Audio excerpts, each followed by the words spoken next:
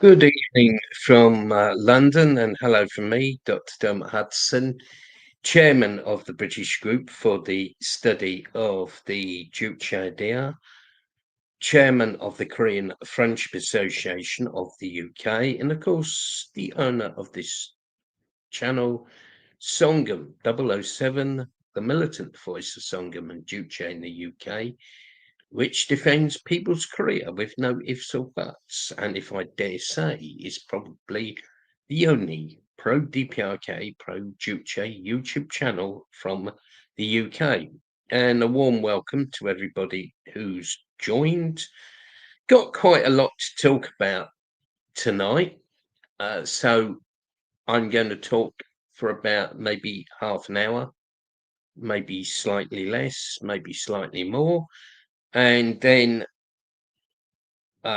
you can put questions in the chat, and I will try my best to answer them. And yes, hello to comrades from Turkey who've just joined. I'm just going to do in sharing the chat is to share the video I actually made when I was in the DPRK, which I think, I think most people have seen it, but maybe a couple of you did not see it. So it's going to be there in the chat for you to watch and to share. This is an actual video that I made on the 22nd floor of the Koryo Hotel in the centre of Pyongyang. It's just a short video giving my brief impressions of what it's like being in people's career. So tonight I'm going to mostly talk about the visit to People's Korea, the DPRK, the Democratic People's Republic of Korea, the land of Juche. And I visited the DPRK from the 7th of October to the 14th of October. And in many ways, it's quite depressing and disappointing to be back. I think I really missed the DPRK. It was a week in paradise and such an incredible trip. So I don't really know where to sort of start talking about the trip. I've already written an article which I'm going to turn into a book. And we may also do an online report back meeting, but it was just so amazing to be there. I was actually within 5 meters. In fact, someone said it was 3 meters of dear respected Marshal Kim Jong-un at the end of the military parade that we attended. He came to wave at the spectators to the parade, and I found myself very near to him. And in fact, there is a video shot by a member of KFA Italy, which we have shared on Telegram. Anyway, so where to start? Well, it was my 20th visit to People's Korea. I've been visiting the DPRK for a period of 33 years. My first visit was in 1992. This time, we visited the DPRK to take part in the celebrations of the 80th founding anniversary of the Great Workers' Party of Korea. And of course, the Workers' Party of Korea is the Supreme General Staff of the Korean Revolution and the guide and organizer of all the victories of the Korean people. It is like the motor that propels society. In fact, I think a better analogy would be it is like the rudder on a boat, or like the helmsman on a boat leading socialist construction in people's career. And I have to say, the achievements of socialist construction in people's career are absolutely incredible.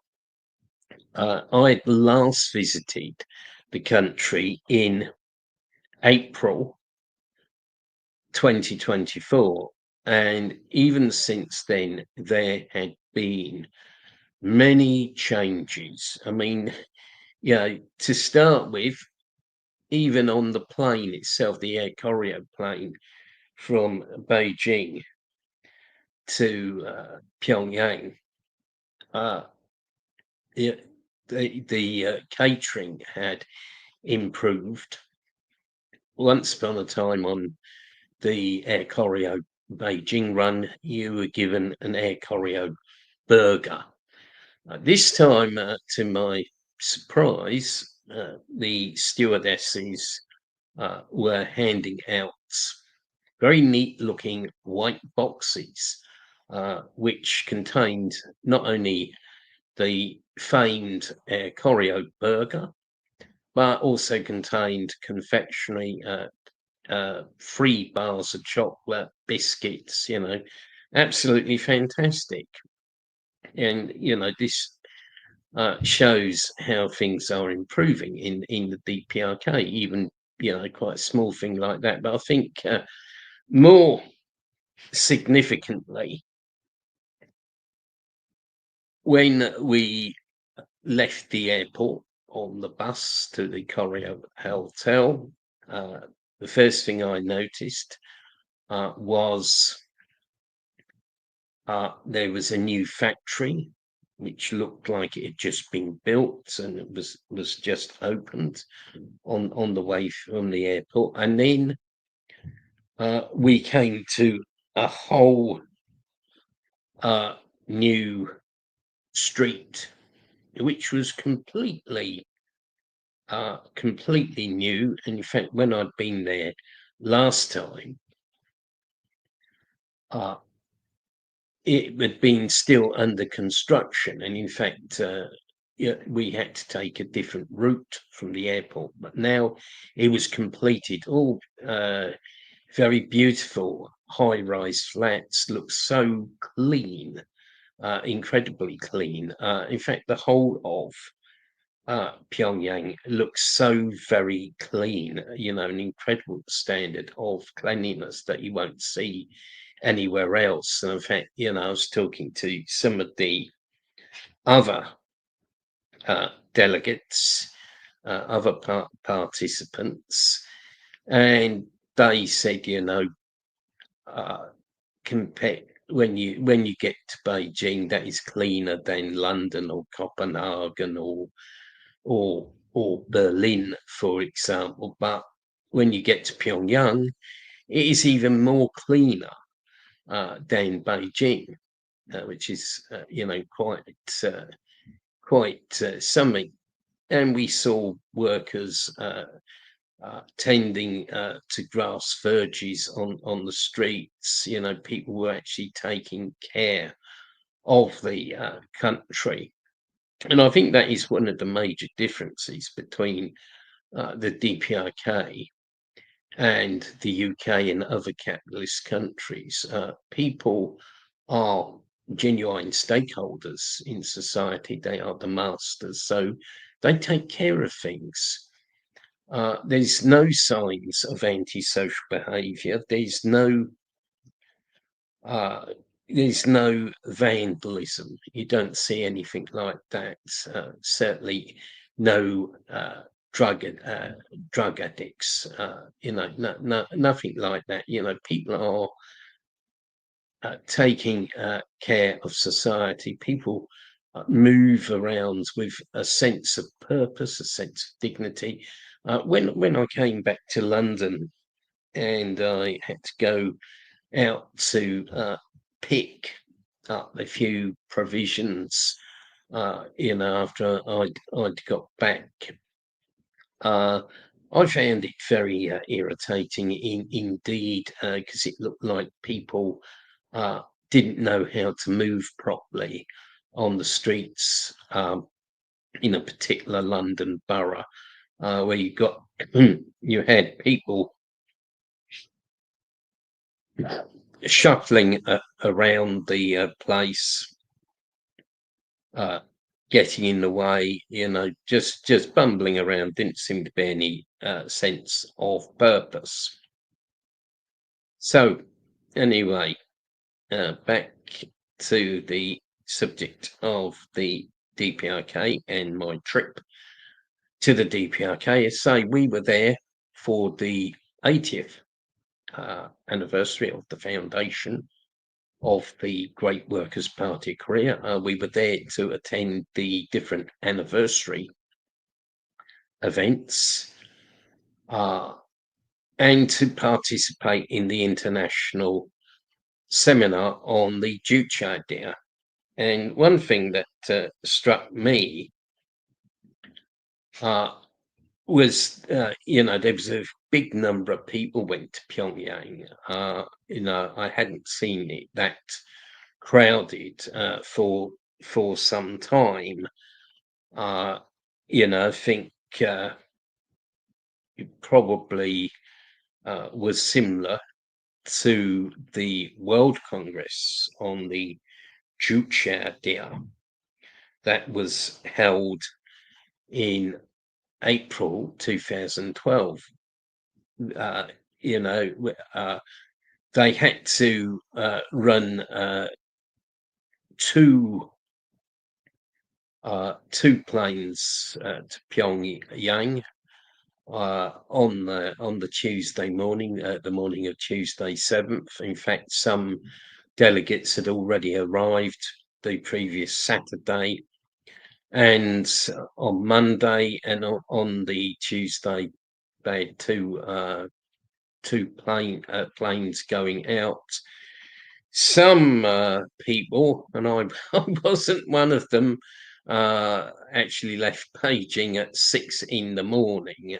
Incredible time. I was glad I was on the 1 o'clock flight, but the plane was packed. There were delegations from all sorts of countries, and among the delegations that were on the same plane as me, there were delegations from Brazil, from Mexico, from Nicaragua,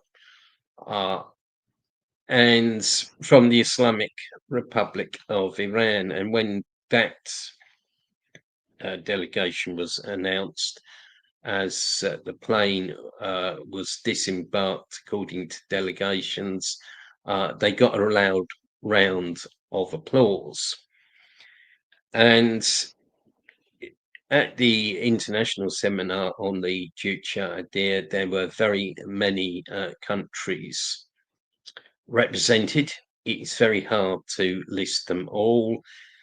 In Europe, the UK was represented, obviously, Germany, Austria, Romania, Bulgaria, Italy, Poland, Russia, and Belarus, just to name a few of the European countries. There was a Mongolian delegation, there was a Nepalese delegation, with delegations from Indonesia,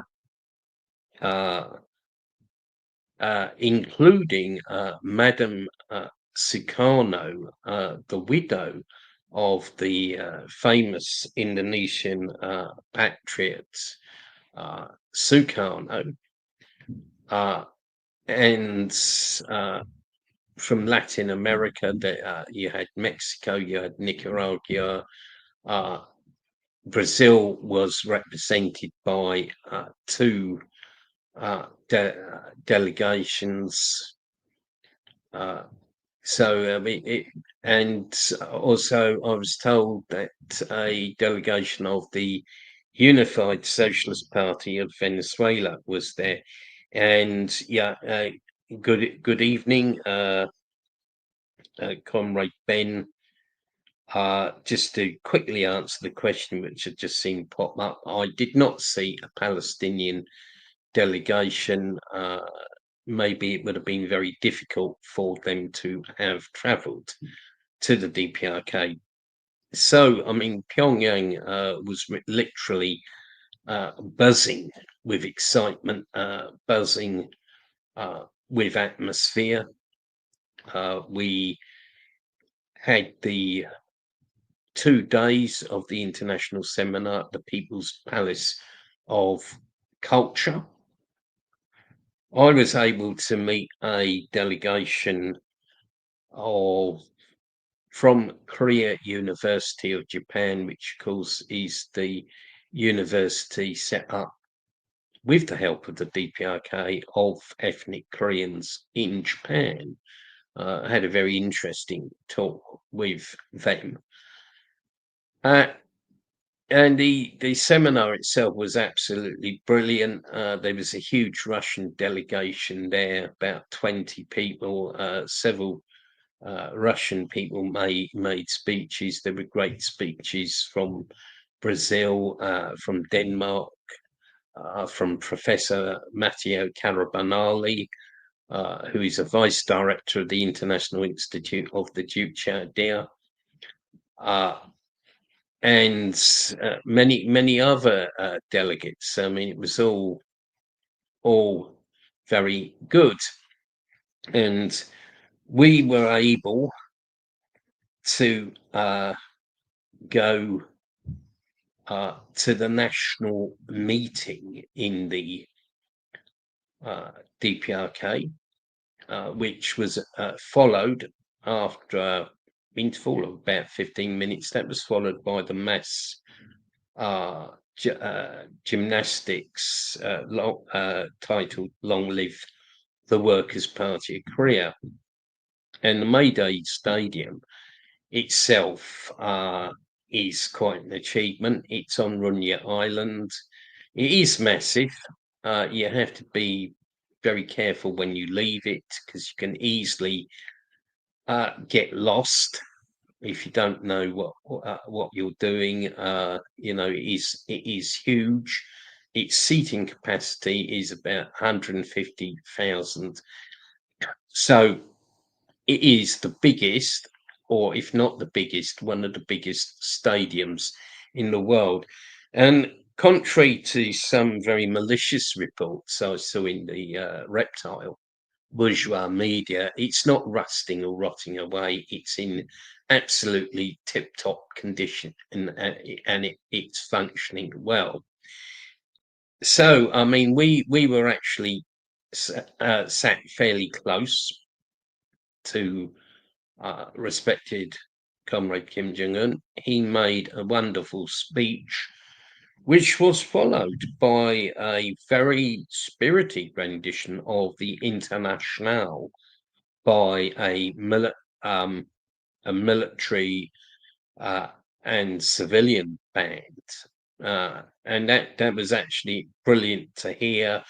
And my guide next to me was actually singing along to it as well. I would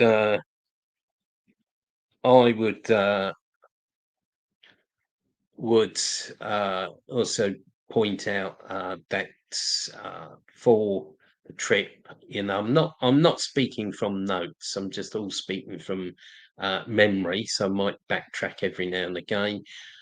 For the trip, our guide was Mr. Kim Young Chol of the Korean Association for Cultural Exchange with Foreign Countries, formerly the Korean Committee for Cultural Relations with Foreign Countries, but our hosts were the Korean Association of Social Scientists. Anyway, Back to the subject of the mass game. Yes, the guide sang along to the International, and then you had about 2 hours of beautiful uh, choreography and gymnastics. You had massive pictures uh, that were made by performers who were rotating coloured pieces of card. Absolutely amazing. And I think that what this shows is the absolute discipline of the DPRK, which I don't think can be found anywhere else in the world. I say that with confidence, and it was absolutely amazing to see it. And there was music performed by popular DPRK singers like Kim Ok-ju. So I mean, it was incredible, and I think also the other member of my delegation, a UK academic, he also remarked that when we left the stadium, that people left in an orderly and disciplined fashion, in Britain, bringing a large crowd together like that of over 100,000 people would run the risk of this disorder, or people jumping queues and fights and so on. But it didn't happen in the DPRK. And then the next set piece event we went to was the military parade, the Grand Military Parade on October 10th, for the day of the foundation of the Workers' Party of Korea. And that was really was quite something. And I've seen DPRK military parades before, and this one surpassed the previous ones. For me, it was my first ever time to go to a nighttime military parade. Previously, I'd only been to ones during the day, and I was in the DPRK 10 years ago for the 70th anniversary of the foundation of the Workers' Party of Korea, and that absolutely, the present military parade that was held on October the 10th, it's actually 2 weeks ago. 2 weeks ago, I was actually sat in Kim Il-sung Square watching the parade, watching the fireworks and lasers. Quite incredible. And it really surpassed the one that I saw in 2015, which in itself was quite good. But this time, it was really amazing, and it included the troops who had actually been fighting in the Russian Federation against the Ukrainian neo-Nazis, and a Russian and DPRK flag were carried together. It was quite symbolic, and I will speak about another example of the DPRK's internationalism a little bit later. But the parade was, quite something. It was being carried out not in conditions of good weather, but in wind and rain. Again, I think only the DPRK would have the discipline to do this. And at the end, we saw the new ICBM, and an Italian comrade remarked that is for Washington. So, you know, that was showed the might of the DPRK's nuclear force. DPRK is, of course, a socialist nuclear power of Juche. And at the end, as a couple of us had ended up at the back, the guides had put a few of us at the back to try and keep us out the rain. So I was there with a couple of Italians and an Icelander, and we were very near, very near to the reviewing stand, and Marshal Kim Jong-un came along, waved to everybody, and I saw him wave. He might have actually seen me, but it was an amazing moment.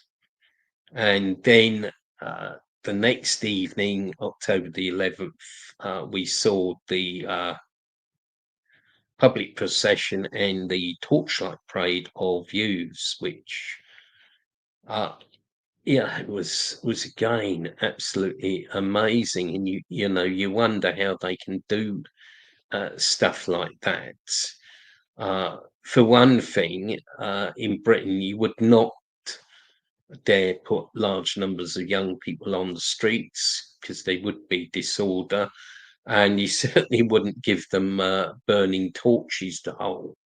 That would be asking for trouble. But the DPRK can do this, and what caught my eye was the procession at the beginning was a floats depicting the history of the Workers' Party of Korea, starting with the foundation of the Down with Imperialism Union back in 1926. And of course, that is the root of the Workers' Party of Korea, but there was like a model of the Party Foundation Museum. And by the way, we visited the Party Foundation Museum. And it looked really great. And then there was tractors in the parade, which I thought was a nice touch, symbolising farming, and people were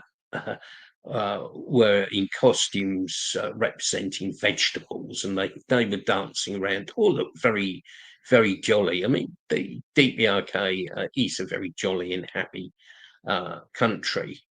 And people like to sing and dance there. So that sort of finished late at night,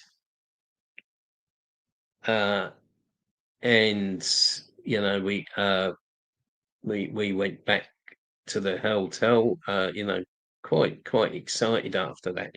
And the other things we visited, all sorts of places, some new and some not so new. For example, we went to the Taekwondo Hall in the southern part of Pyongyang, which I think has been there since 1992, possibly before. And we saw Taekwondo display.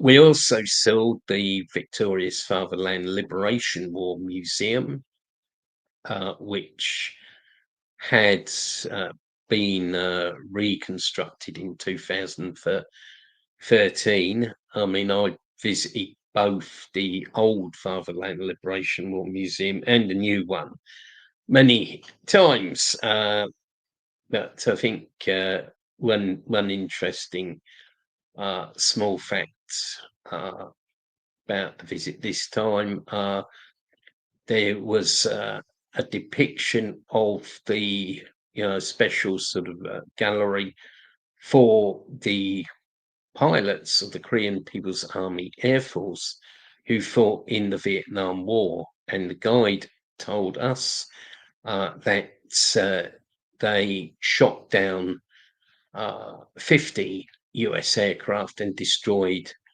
10. And of course, we saw the USSS Pueblo, which is moored in the Potong River. In fact, it now seems to be in a sort of dry dock affair, but it is by the side of the Victoria's Fatherland Liberation War Museum, and that was a US spy ship, an armed US spy ship. They tried to deny it, but spy ship it was, full of electronic equipment. That was captured by the Navy of the Korean People's Army on the 23rd of January 1968, and you saw the confessions of the crew. And yeah, I thought to myself, well, this is very much an example of the adage, you know, play silly games, win silly prizes. You know, the crew got captured, and they were detained for a while, and finally expelled from the DPRK. But the DPRK kept the Pueblo as a war trophy. So that was, it's always interesting to see that. But one very striking place that we visited was the new Central Cadres Training School of the Workers' Party Korea, which is quite far out of the centre of Pyongyang. It's right on the outskirts of Pyongyang. An amazing place. I was told by the other person in the delegation that it is the size of a British university, and it had everything there. Had a swimming pool and sports courts. It had a library, an e-library, obviously lecture rooms, and very significantly, not only the portraits of President Kim Il Sung, Chairman Kim Jong Il, and respected Marshal Kim Jong Un were displayed, but the portraits of Marx and Lenin. And we were also told that lectures on Marxism, Leninism are given, and that respected comrade Kim Jong Un himself attended a lecture on Marxism, Leninism. Now, there's been slanders from different sides, sometimes from revisionists, but more frequently from ultra-left opponents of the DPRK, so-called revisionists, so-called anti-revisionists, you know, self-styled Maoists, but I call them State Department Maoists, saying, "Oh, we can't support North Korea. They abandoned Marxism, Leninism. They took down the portraits of Marx and Lenin." Well, this is not true, because the portraits of Marx and Lenin were at the Central Cadres Training School. And we also saw portraits of Marx, Engels, Lenin, and Stalin at the Party Foundation Museum in Pyongyang, which had been visited by respected comrade Kim Jong Un a few days before we actually visited it. And also at the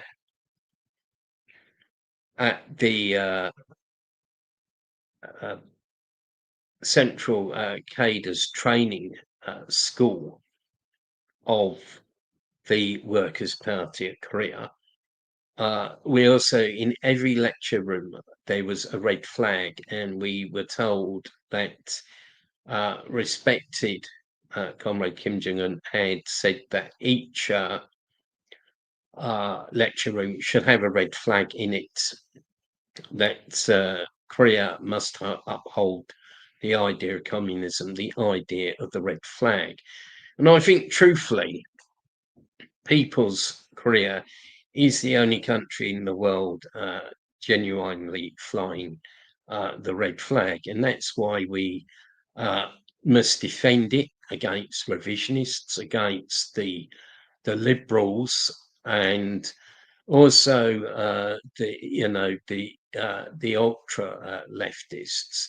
I mean, all these people are just doing the CIA's dirty work for them, probably without even getting paid for it by the CIA. And in my opinion, the DPRK has become even more socialist. The adverts that you used to see for Pyongyang Motors, Peace Motors Corporation, which was a joint project with the South many years ago, and was the only advert you saw in the DPRK, that had gone. That had gone, and it'd been replaced by a revolutionary poster, and I thought that was absolutely great. As I say, the DPRK is becoming more socialist, and unlike a certain neighbouring country that I passed through on my way into the DPRK, you won't see KFC, McDonald's, Starbucks, or Subway in the DPRK. Everything is either state or cooperative owned, which is great. And another thing we were told, or what one of the other delegations was told, is that housing is free, and food only costs $0.3 a month. Now that's in Britain, they wouldn't even buy you a cheap stale sandwich in Aldi, or a bag of crisps, or a Greg's sausage roll. That is a fact. No one can be against this sort of thing. I mean, surely this can only be good. And we saw absolutely no homeless on the streets or beggars. And just one other place we visited was Kim Il-sung University, which is a very beautiful place, very sort of calm area, very good air. And first of all, we saw the Revolutionary Museum there, which gives the history of the university. And there's also a section about when Chairman Kim Jong-il actually studied at the university from 1960 to 1964. And significantly, there is a picture of him with Albanian students. And he'd actually visited the Albanian students to give them support when Albania had come under attack by the big power chauvinists of the Soviet Union. So, I mean, it was a very good trip. Oh, one other thing I should mention, someone brought up the question of DPRK replacing some words, that karaoke, the use of the word karaoke had been banned, and also ice cream. I can tell you that that's not true. There was actually a karaoke room in the hotel. It was called karaoke. It was not banned. And similarly, ice cream was labelled ice cream. You know, yet another myth about the DPRK, a small one, but nevertheless a myth. And from my hotel room, I could see Pyongyang glistening with lights, and we went round Hwasong Street at night. Again, plenty of electricity. There's I'd put a video up on the channel and also on Facebook and Telegram if you want to see it. Again, another myth about the DPRK. Oh, they're all starving. Oh, there's no electricity, or only works for 1 or 2 hours a day or something like that. And it's just rubbish. It's not what I saw. And in fact, again, we were discussing it with the different delegates, and I think a lot of people think that the so-called NASA satellite picture of the DPRK is fake, that it's been doctored or photoshopped or faked in some way. It actually looks like someone's taken one of those big old-fashioned thick black marker pens you used to have when I was a kid at school, and just blacked out the half of the Korean Peninsula that is the DPRK. And of course, don't forget that NASA is actually part of the military. It's actually part of the US deep state, so we can't trust them. Anyway, to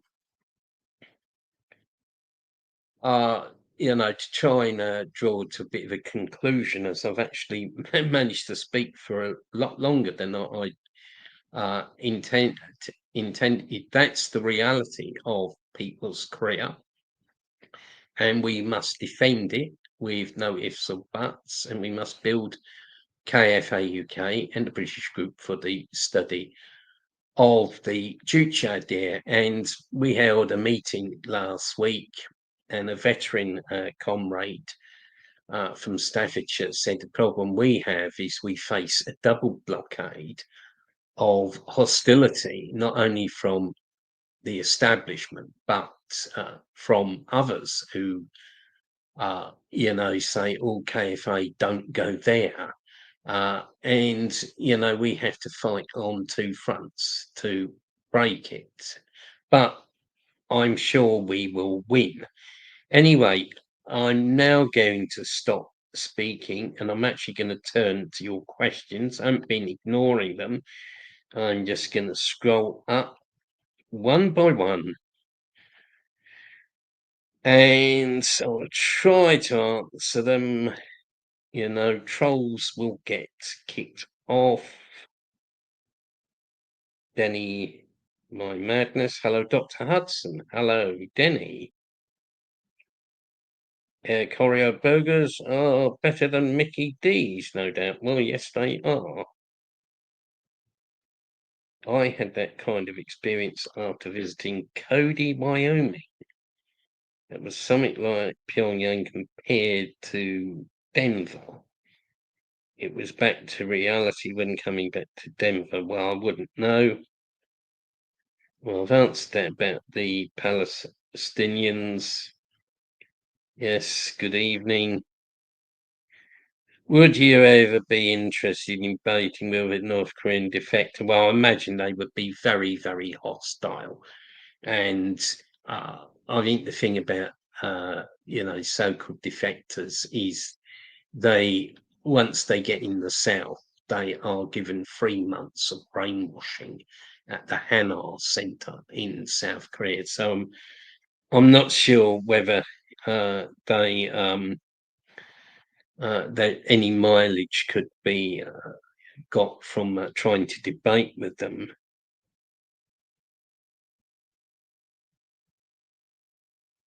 Well, thanks for the high praise. Don't know about eating Yummy Park. I think she stood near to an electric fire, she would melt all that plastic. Was there a delegation or representatives from South Korea? Well, the answer is no, but there were representatives from Koreans outside the country, like Koreans in China and Koreans in Japan.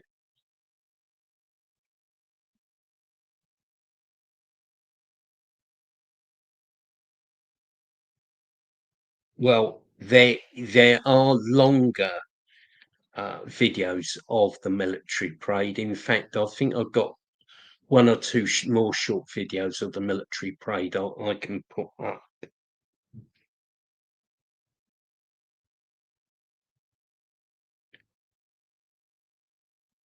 That is, yeah, I mean, no DPRK troops were sent to Ukraine. They were sent to Russia and in a purely defensive operation in Kursk.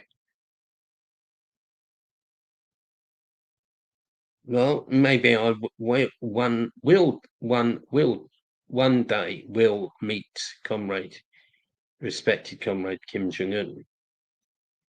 How does local government in North Korea work? Right. Okay. Well, there are people's assemblies at all levels, and there are people's assemblies for provinces, for uh, counties, and for cities and districts. And the lowest unit is something called the People's Neighbourhood Unit, or IMIBAM, which I think is the right way to say it. And People's Neighbourhood Committee, neighbourhood units, basically, they run blocks of flats and they take charge of running the block. It's very democratic, and interestingly, I don't want to go on about my own situation, but interestingly, there are no service charges because people take care of the services. Each week one family is tasked with cleaning the communal areas, and this works well.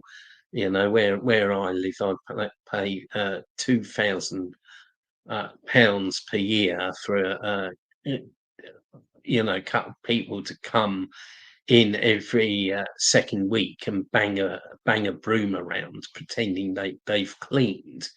Anyway, that's another story. But yeah, uh, you've got people's assemblies and people's committees that run everything. And I think that the DPRK is in the past has done a bit of city twinning. They were once involved in I think it is something like International Federation of World Cities. These like an international body for local government organisations.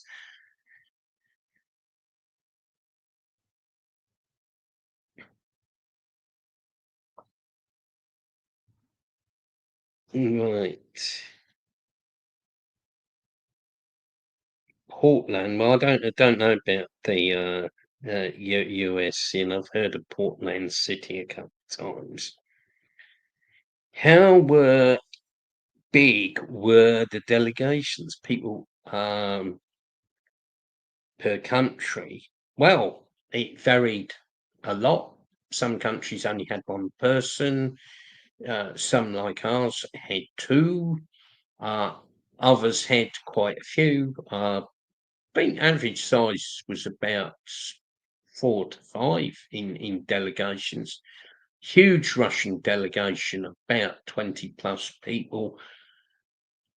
Brazil had two delegations from the Pactu Institute, formerly the Brazilian Center for Songam Study,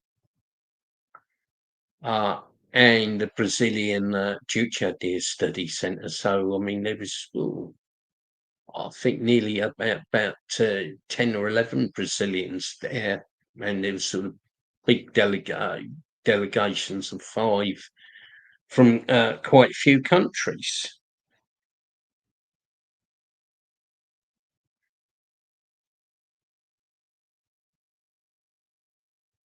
American left are so fake. Naturally, they are anti-DPRK, and they even mess over their own base in favour of billionaires. But I think that's true the left in a lot of countries of the first world. Yes, I mean, it's true about Marxism-Leninism.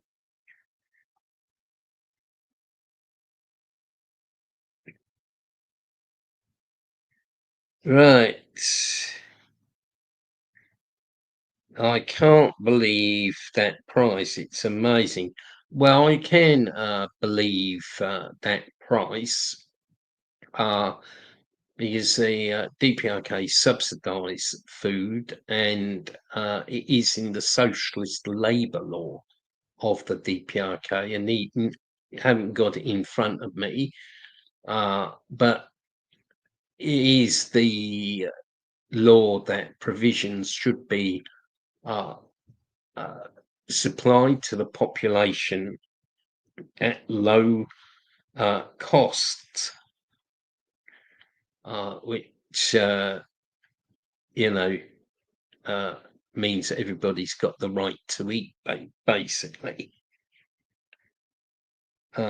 So yeah, and one thing I did forget to mention, even though I spoke for 40 minutes, basically compared to 2024 and 2019, prices look overall the same.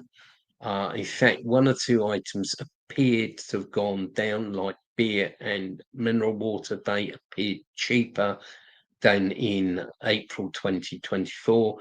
And by the way, because it was the 80th anniversary of the foundation of the party, the guests had not only mineral water and carbonated pear juice in their rooms, but also beer and spirits and fruit and confectionery. So it was very good.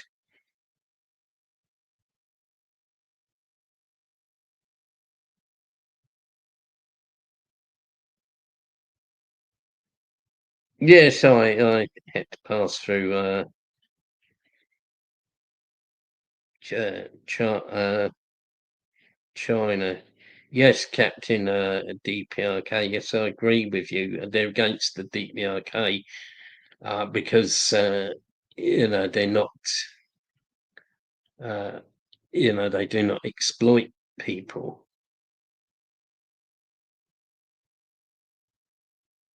I presume you meant you considered moving to Albania when it was socialist Albania under Enver Hoxha. I don't think anyone would want to move to Albania now. It's been well and truly messed up. We may all be starving in the USA before long, and I think Britain too, the way the prices are going up every it seems every week.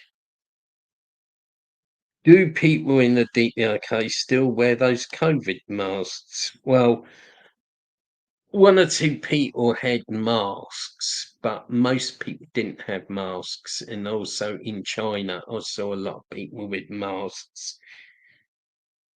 I think it is practice some uh, in some countries.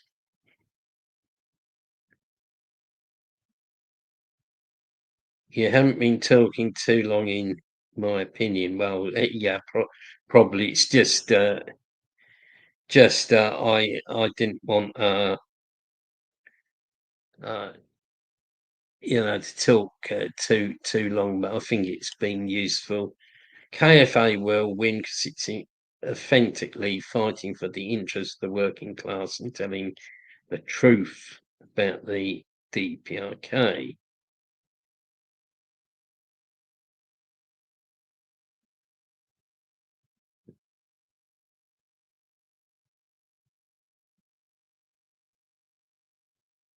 Yeah, so I think debating defectors would be a waste of time.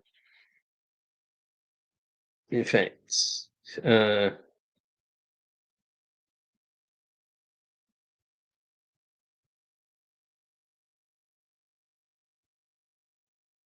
well, I mean, I don't know who this account is. It looks like they're bordering on being a troll. Well, I mean, of course, South Korea is a puppet state. It was set up by the US imperialist state, the point of a bayonet. If you need to read history, but I'll just give you a sort of quick resume of the history. Korea was liberated in 1945, August 15th, 1945. Uh, the Korean People's Revolutionary Army, with some Soviet troops, liberated Korea. People's committees were set up in all parts of Korea. But on the 8th of September 1945, Yankee imperialist troops landed in the south. They dissolved the People's Committees and they banned the Communist Party. For 3 years, you had direct US rule, direct US military rule in South Korea, military administration. And then they bought their puppet, Syngman Rhee, Lee Syngman, uh, who was married to a non-Korean and who lived in exile in Hawaii, uh, part a US state, admittedly, uh, somewhere which the US had seized, but still, considered part of the US. He lived there. He was a very corrupt person uh, who'd become discredited in the Korean nationalist movement for corruption. He was brought back by the US imperialists and made the puppet ruler of South Korea, or the ROK. All ROK regimes, whatever complexion, whatever they've tried to say, have all been puppet regimes, where it's been Syngman Rhee, Park Chung-hee, Chon Do-han, Roh Tae-woo, Kim Yong-sam, Kim Ye-young, Roh Moo-hung, Lee Myung-bak, Park Geun-hye, Moon Jae-in, Yoon Suk-yeol, Lee Mun-jae. They're all puppets. It is a puppet regime, and in South Korea, you've got over 30,000 US troops. You've got US bases everywhere. You've got US multinational companies exploiting the people. You've got US culture. You've got US cultural imperialism in South Korea. It is a puppet regime in all aspects. The only other puppets I think you can find in the world today are Israel and, of course, Ukraine. Maybe one or two other places can be classed as puppets, but South Korea is the number one puppet. DPRK is totally independent. It's got no foreign troops on its soil. It's not a member of the IMF. It's not a member of the World Trade Organization or World Bank. It's not in that organization a lot of people hate and think is very dodgy, the World Economic Forum. It's not part of that. It is totally independent. It's the most independent country in the world. It's just crazy to call it a puppet state. Right, specialist question. Well, with regards, At some events, people had the red WPK flag. At the Youth Torchlight Parade, that it was definitely there. The people had it, and I think in one sequence of the mass game they had it, and very significantly, all the streets had the red flag of the party on it. But I think it's become a trend in the DPRK to have the national flag and wave it. It's the DPRK's own raise the colours, as it were, and you can get very patriotic clothes like patriotic T-shirts with the flag and hats. So I think more and more, the people in the DPRK are taking pride in their country and becoming more patriotic.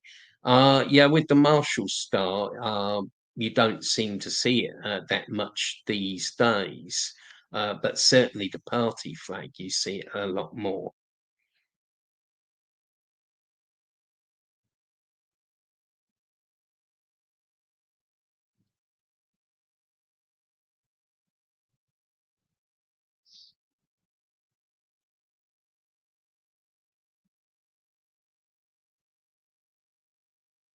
Yeah, I mean, with guides, sometimes you meet them, old guides, and usually, I mean, the inviting organisation was the Korean Association uh, of Social Scientists. They were the host organisation, but they had called in other organisations to help them. Notably, on this occasion, the Korean Association for Cultural Exchange with Foreign Countries, and also Pyongyang University of Foreign Studies uh, as well. I mean, I saw a couple of familiar faces among the cast staff who I knew. Some have retired, some are still working.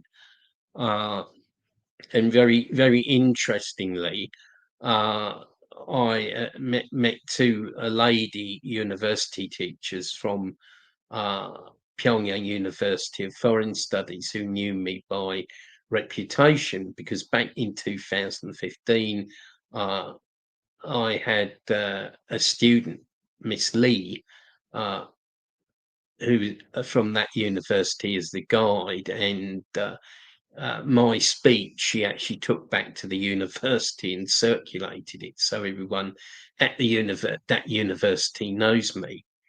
But yeah, uh, sometimes you will have the same guide twice, sometimes, and other times not. I say, uh, you know, with the bigger events, they will bring in people from other organisations, just like uh, our delegation in 2012. We were extremely lucky, I think, to actually have a professor of British Studies at Kim Il Sung University, right? Perfect English, and had even stayed in Faversham in Kent for a time. He knew everything about Britain. He was a great guide. So yeah, uh, you will sometimes see your people have guided you on previous occasions, and of course, people also move between organisations. People get promoted. People go on to new work. Aha! Are you speaking at Mark's house for the event organised by the YCL? Well,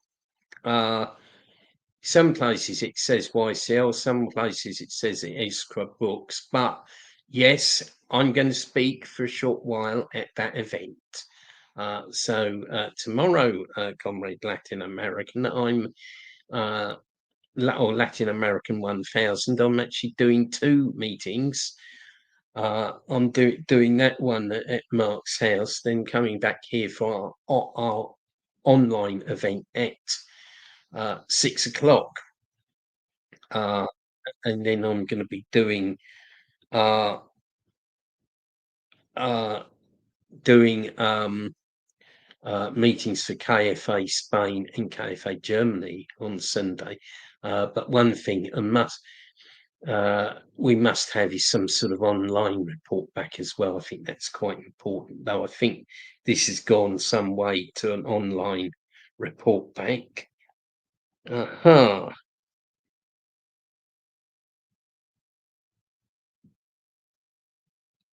Well, I mean, uh, from Captain Deep Arcade.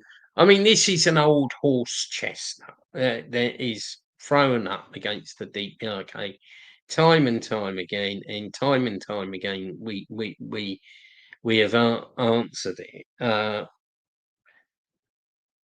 Respected Marshal Kim Jong-un is elected. He was elected as successor at the uh, party conference of the Workers' Party Korea in 2010, when he was elected vice chairman of the Central Military Commission, and in the fourth conference of the Workers' Party Korea in April 2012, elected him as first secretary of the party. I mean, at every stage he has been elected. You know, comparisons with a monarchy are very wrong. You know, Britain is a monarchy, and we have the term in Britain, Her Majesty's government. It is Her Majesty's government, and Her Majesty's loyal opposition. You know, everything centres on the Queen, whereas respected Comrade Kim Jong-un is actually accountable to the Supreme People's Assembly and the people for his work. That is, you know, that's a crucial difference. And in Britain, although it has not been used for a very long time, the king could dissolve Parliament if he wanted to. You know, the government. Yeah, I should have said His Majesty's loyal opposition and His Majesty's government. You know, one monarch is pretty much like another one in the UK, but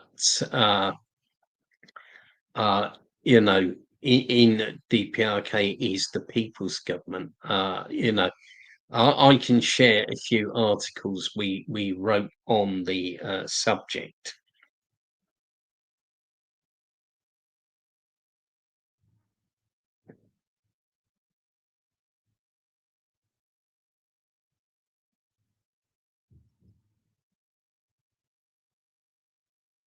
Saying Syngman Rhee was corrupt is putting it nicely. Yes, indeed.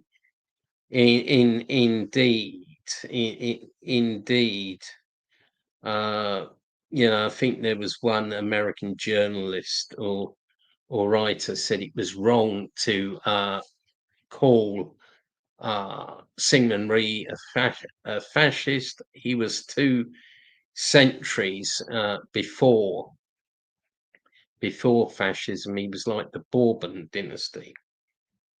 I've never been to South Korea, but it seems awful.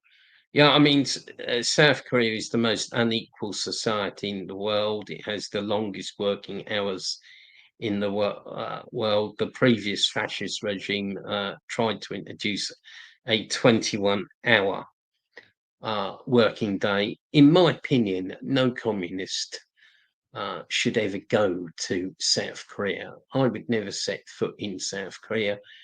The only time I would ever go to South Korea is if the flag of the DPRK was flying over Seoul, and over Busan and over Jeju Islands. That is the only time I would ever go to South Korea.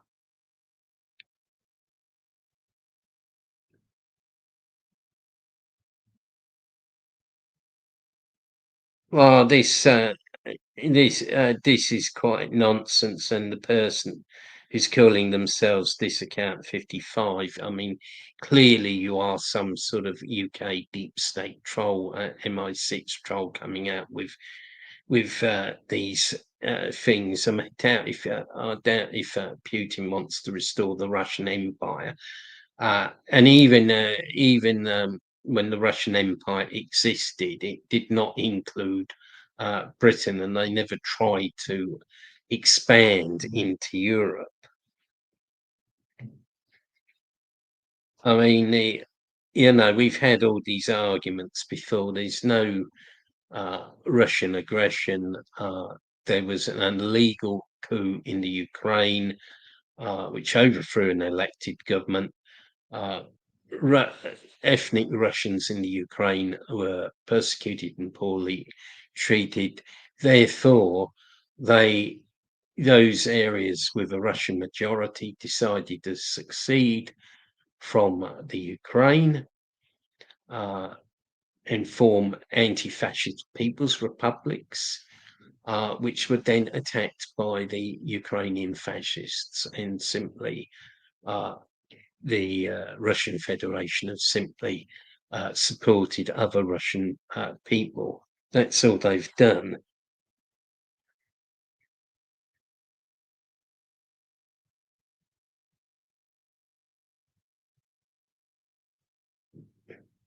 Well, I say you're even. This is very boring, and you're trolling the.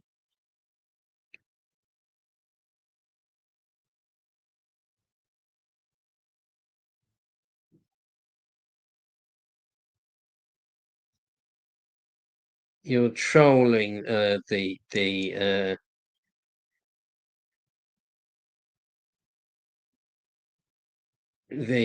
say taking up space, uh, from more serious questions.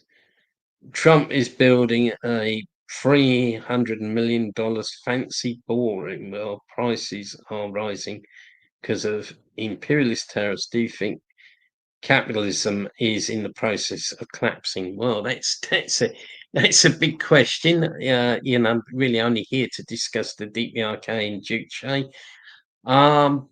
Yeah, I've heard a lot about the collapse of capitalism.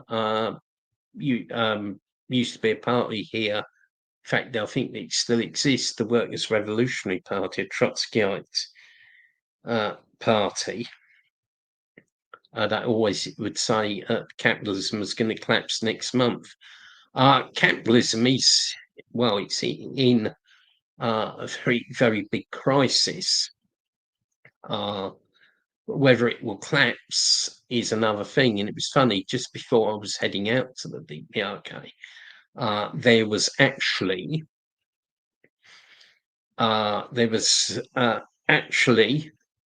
a shutdown of the US government. I mean, the US itself is bankrupt.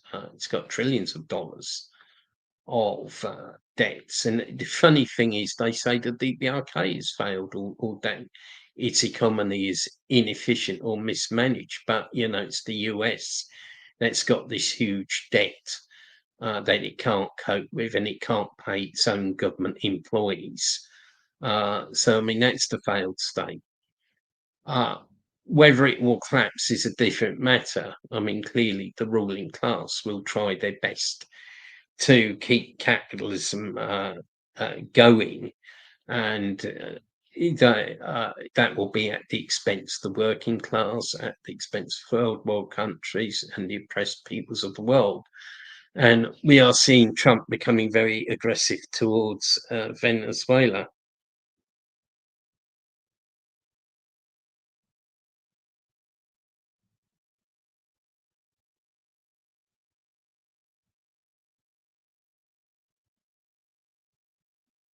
Are there people sympathetic? Well, this is an important question. Yes, there's people sympathetic to the DPRK in South Korea, but in South Korea you have the national security law, so it is an offence to sympathise with the DPRK in South Korea. But I've seen a couple of cases where people have recently been arrested. Anyway, we've been going for 1 hour. Oh, just missing that question. Is there an alumni organisation for former PhD students in the Korean Association of Social Studies? Well, I think you mean the Korean Association of Social Scientists, and the answer is no. I've never heard of one yet, but maybe they could form one. Anyway, I think better go now. It's been a fairly long live stream. I hope people have. I was going to say enjoyed it, but also hope that they people have learnt something useful. And we have one last question, which I will answer. Warrior of the DPRK, what impressed you the most when you visited the DPRK? Oh, golly gosh, so many things that I saw that impressed me. It's sort of difficult to know where to begin, where to finish. I would say overall, the single-hearted unity, the iron discipline of the people, which was manifested by the mass game, by the military parade, by the public procession and torchlight parade, that unity you won't see anywhere else in the world, and it's something that the imperialists both hate and are envious of, and something they cannot understand, they cannot fathom it. I think the fact that Pyongyang is such a clean city, and the fact that there's building work going on all the time now. I've never seen so much building work going on in the DPRK, and they're now starting work on the fourth stage of Hwasong Street, and all this has been done not in ideal conditions, but under conditions of sanctions. And of course, this shows the strength of self-reliance, the strength of Juche, and how correct it is. And the idea of a socialist country displaying the superiority of socialism and relying on itself, believing in itself. Everything in the DPRK has been achieved without outside aid, without foreign capital. I think that's one of the most impressive things. And I was also, I think, impressed by the bright lights. That we saw. There were so many different impressive things. It was a great visit. Anyway, on that note, I think I should close now. Thank everybody for being with me tonight. We got a few things going on. We need your support. Let's break the double blockade against KFA UK, and let's defend people's career with no ifs or buts, and show the reality of people's career to more and more people. I'm going to be, as Latin American mentioned earlier, speaking at Mark's house tomorrow, in the central London. You can find it easily on the internet, or it's known as the Marx Memorial Library. I'll be, making a brief speech there, not very long. We've got our reading session on Telegram at 6 o'clock, and we got film night on the 29th of October.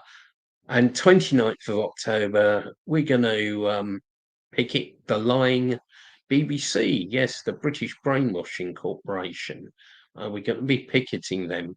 But I'm also going to try and put together an online report back and put up some more videos. Anyway, great being with you, all of you tonight, and I'll see you again in a few weeks.